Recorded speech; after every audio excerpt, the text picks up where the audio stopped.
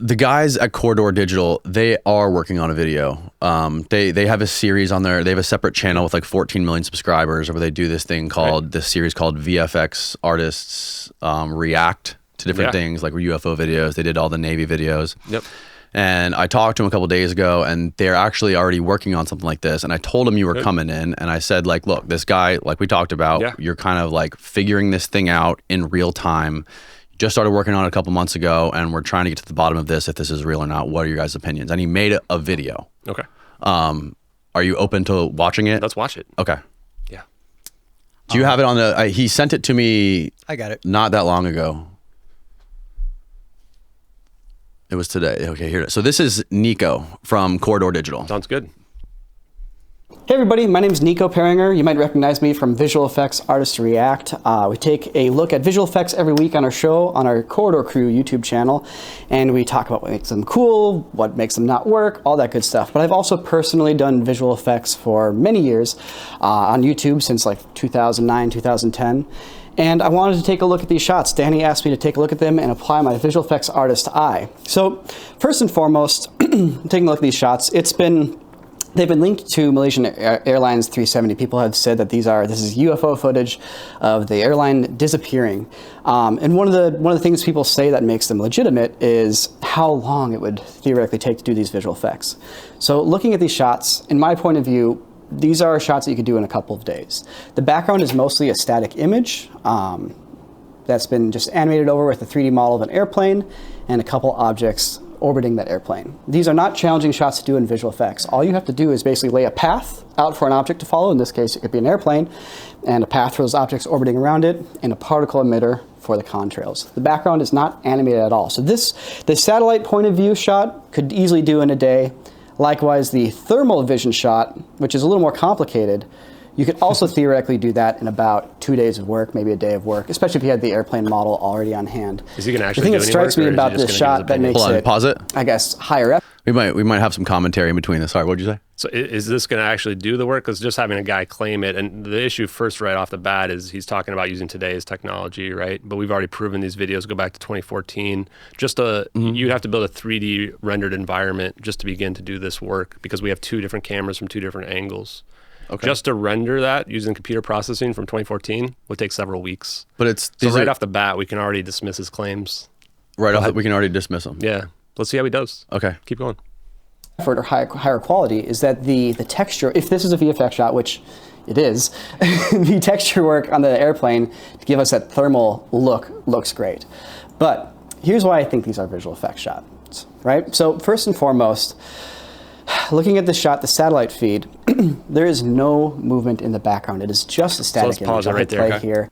So we already established it's a Sibber system, and there actually is movement. It's actually been proven as well that if you take 15-second snapshot, you can actually see movement in the clouds as well. So have you shown this in a video? Yeah, we can show it right now. Okay, let's finish this and we'll show that out. We'll show it after. So already I'm starting to lose credibility in him because he's already made 2 false statements, and we're only at 1 minute in. Okay, let's keep going. Let's keep a note of that. Let's keep going. You claim that the background is not static. There is movement that's visible. Yeah. Okay. Let's keep going. And you can see that the clouds are unchanging. They don't move at all. If those little white flecks in the background are waves in the ocean, they don't move at all. If this was being filmed from a high altitude airplane, you would have movement from the airplane. If it is being filmed from a satellite, you would definitely have movement from the satellite. And just pause it right there, because again, we already established this is the Sibber system, which is actually a computer program that's pulling this data, and that's the reason why we don't see as much general movement, and that's why we don't see the movement of the satellite either. So let's keep going. I just thought of something. This video is supposed to be 6 frames a second, right? Right. Yeah, the background. Which means that all of any motion, any clouds would actually be moving faster than you would typically see with your eyes. Yes, you're right. It would not be smooth. It would be jittery. So the reason why that would be that you're going to have very little movement there is that the satellite's 1,000 miles away or 1,000 kilometers away. So if we were to go look outside at clouds that are very far away, we're going to see very little apparent movement of them. This is about 10 to 100 times further away than that as well.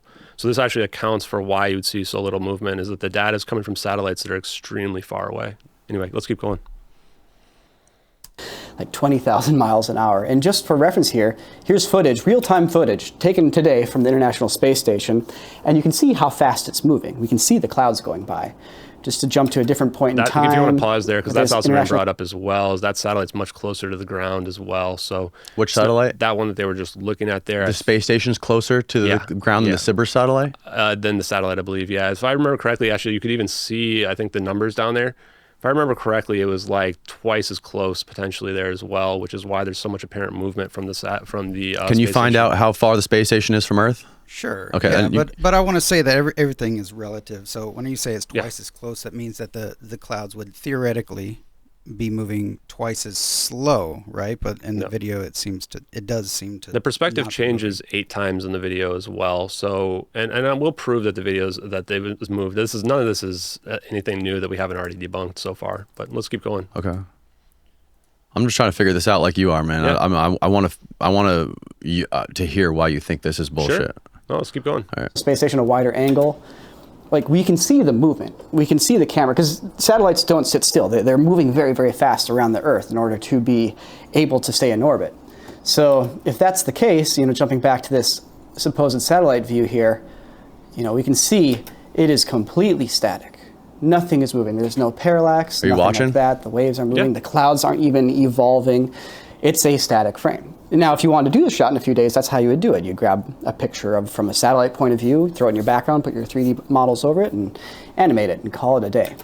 So it really stands out to me that the background doesn't move, because it should, especially if it's a satellite or an airplane. We should have parallax. It is impossible for it to be standing still. Well, let's pause it real quick. Yeah. The other thing that stands out to me about this shot is that... Pause it, Steve. All right. I just want to make sure that we're keeping track. All right. I know you're like searching through your computer right now, but I want to make sure I'm listening. We do have parallax as well. We have a video that proves there is parallax without any doubt and discrepancy whatsoever. So, okay. And I mean, if you want to switch over to my screen real quick. Let's finish this. I just want you to pay attention to this. I don't want you to miss anything. I'm not missing anything. All right. Because I see you you're ripping through the computer right now. So far, nothing's new. Okay. Keep going. Okay.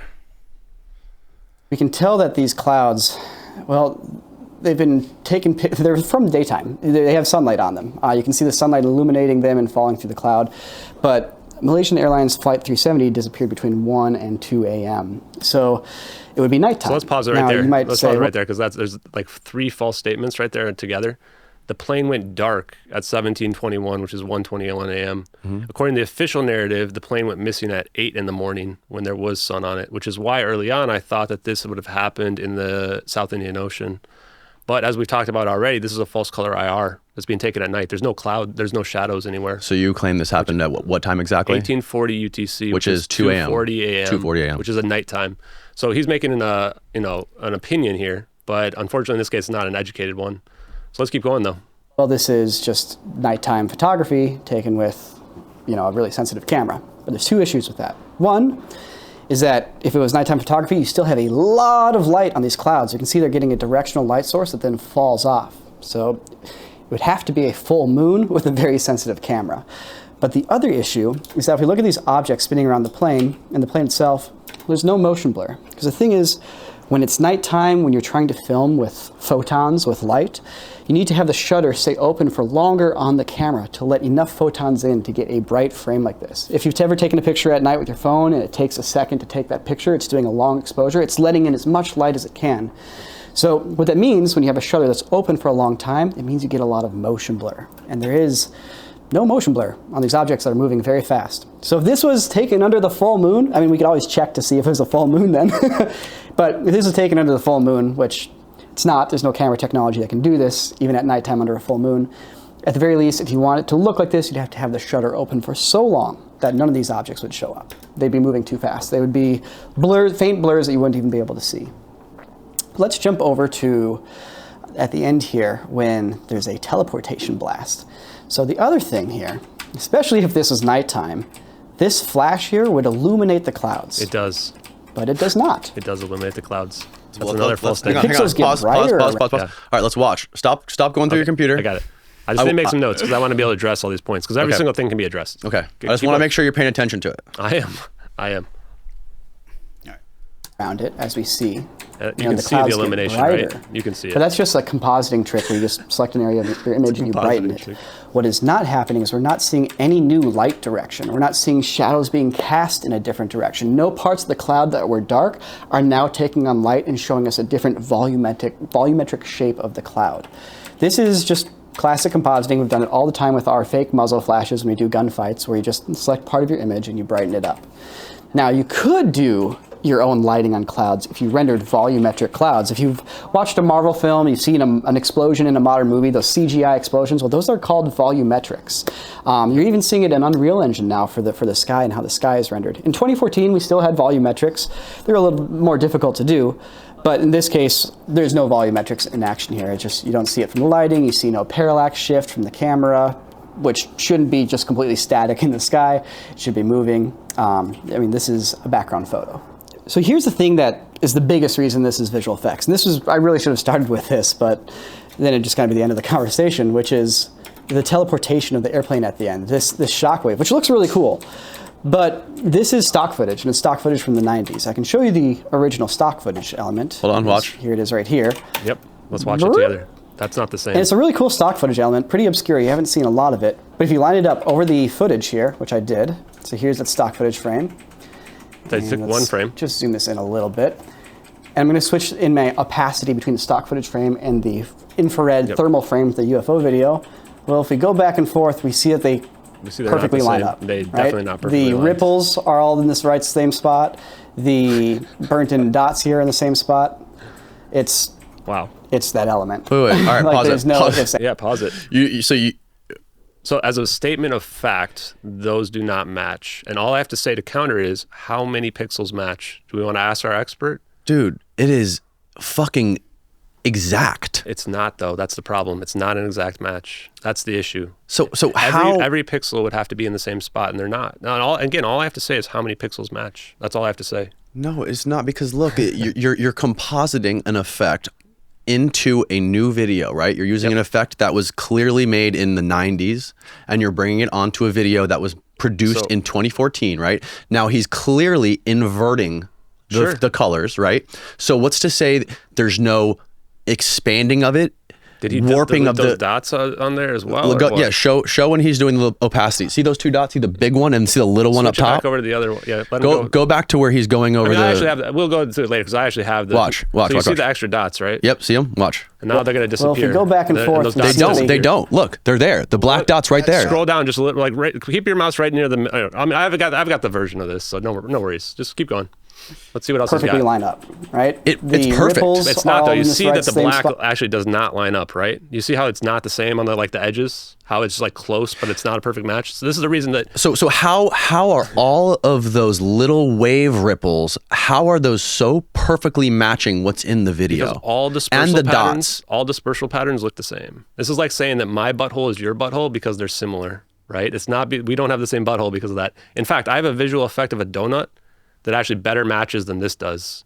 And that's the point, is that just because shapes are similar, and again, this is one frame, and even on this one frame, it's not a perfect match. You can even tell in the middle, it's not even close. You can see there's extra dots that are added there that don't exist in our video either. So you're saying... think they, deleted them? So you're saying the explosion that really happened... It's not an explosion, it's an endothermic event. The endothermic event that really happened in 2014 came this close to matching a VFX element produced in the 90s? Correct. And the people that found this, how did they even find it? They had to use something to search for something to try to find something that was similar so that they could actually come up with this debunk. Okay, let's keep playing it. Yep. So I just want to reiterate, as a statement of fact, these two things do not match. In terms of being a 100% match, you can already see the differences and where they don't match. Okay, but this guy's a VFX guy who's been doing this his entire life. And I think he discredited himself pretty hard because he's made, I'm counting here, 8 different factual errors here. And that's just, we haven't even finished yet. Okay, let's keep going. The burnt-in dots here in the same spot. Except for the ones that aren't. It's that element. There's no ifs and or buts. That is the exact element that's in the shot, which kind of destroys the whole thing, but it's not really fun just to do this and call it a day.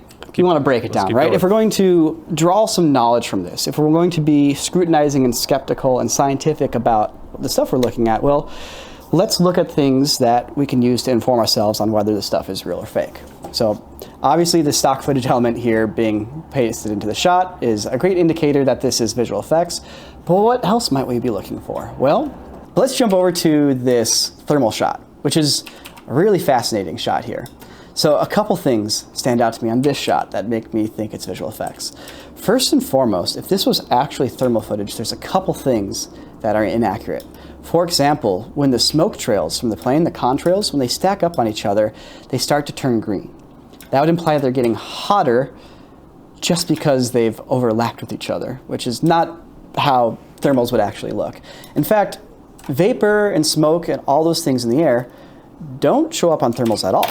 As we saw in the recent Veritasium video that came out, where they compared night vision technologies, they filled a room with fog from a fog machine, and you can't see Derek at all in that fog. But when looking at it through thermal, you can see him perfectly clear. So with that in mind, these contrails should not be showing up as thick as they are in this thermal vision. Secondly, in the background, the clouds are not quite represented accurately either with thermals.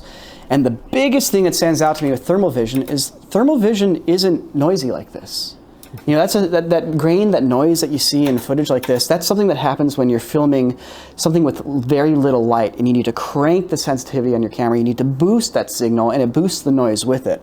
Well, with thermal, the thermal's not being underexposed here, which would create that noise. In fact, if you look at other examples of thermal footage, there's none of that kind of grain on it because thermals aren't being underexposed. You're not trying to boost up light signals. Even really inexpensive, cheap thermal cameras still don't have that kind of grain. They might have kind of like a fixed pattern on top of like the image that kind of sticks there while this image swims under it, which you can kind of see here.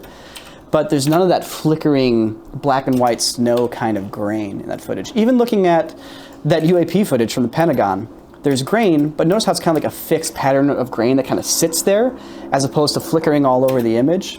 And the image itself really isn't that flickery, not nearly as flickery as this thermal footage. So these are things that if I were to be critiquing a VFX shot, if I was working on a film and they had given it to me, these are things I would ask them to fix, to improve upon, to make the shot more realistic. But I don't want to just actually rag on the problems here because there's actually some fantastic work here that is so fantastic, it's engaging people, it's pulling them into the story, and there's a couple things that this is doing really well, that the artists, whoever made these shots, they're executing on it really well. And the first thing is the animation. The animation is perfect, right? It's very realistic to how a plane moves, it's mysterious. I mean, even this thermal drone shot here, like the way that the camera zooms in, the way we fly through the contrails of the airplane, the camera shake, like all the motion is very, very convincing. And in fact, one thing we've learned when it comes to visual effects is that as long as your motion is convincing, you can get away with almost anything. Like having really realistic CG doesn't help if the motion looks fake. So good motion is a huge, huge, huge, I guess, plus for making us buy something as real. And the animators here did a fantastic job of that motion. The second thing that these artists did that I really admire is they really nailed the look of like degraded footage, right? Like the satellite footage, like the blue and the grain and the dropped frame rate and like the way the mouse clicks and drags around the window and the coordinates update and like the feel, the texture, the contrast, all these things in this image are just like dialed in to make us feel like it's satellite image. And it's really well done. Same thing with the thermals. Like doing fake thermal vision is not super easy to do. And they really nailed the look here. There's a couple of issues. Like for example, if you look at these clouds down here at the bottom, they're starting to turn green just a little bit, implying that they're actually really hot in like the temperature of the airplane, which is not what they should be doing. This is an effect you would get if you took a regular image of clouds and then mapped a thermal gradient on that footage from, darkest things being cold and hot, white, brightest things being hot. You'd get that effect. But also looking at the airplane here, when they zoom in on it, they've done their own custom texture on the airplane to give us that thermal look on the airplane, which is, once again, really well done. That takes time. That's artistry. And the blur, the noise, the little crosshairs, all these things, it really nails the look, right? So, like, we shouldn't feel ashamed or anything like that if we look at these shots and we're like, wow, these are really realistic. I need to investigate. Because it's fantastic work by these artists, but there are some clear things that stand out that point to them being fake. There's a lot, honestly. Everything from the contrails not being an accurate representation of contrails to the clouds being clearly lit by sunlight, even though it should be nighttime. The total lack of motion on the background. the particle emitters getting ahead of the objects when they're moving. The clouds not being illuminated by that bright flash of the airplane, which it brightens the pixels, but it doesn't actually change the direction of the light, which is what should really be happening. Like, all these things add up. And, well, of course, I'm leaving out the biggest one, which is you almost have to ignore it, because then there's like, you can't talk about this. It's no fun to talk about this. But the fact that the stock footage overlaid at the end for the teleport, like, that's the biggest one. You think that matches? Right? Yes. If there's stock footage I guess we'll in just have to your agree to UFO disagree. shot, well, then it's visual effects, right? You Okay. just can't get any. I think we're good with this. Well, no, But at the end of it all, is there a kicker coming? like, I want this stuff to be real. I want to find like UFO footage, UAP footage, whatever. I want to find normal footage that I can't explain. That, to me, that's thrilling. Like, I'm there, right? Yeah. But if we want to find the stuff, we need to be scientific about it, which is what I'm trying to do here by analyzing this and breaking it down, looking at the visual effects elements here. And yeah, we actually have a show that we do once in a while on our Corridor Crew channel where we look at UFO footage like this with all the visual effects artists here at the studio, and we try to break down what visual effects techniques we're noticing, if any. If you guys want to check it out, you can check out our YouTube channel at Corridor Crew. I hope to see some of you there. But yeah, that's it. Danny, thanks for having me on. I hope you guys enjoy the rest of your podcast and your discussion. Look forward to checking it out when it comes out. Yeah. Wow. So what is your first initial gut reaction to that?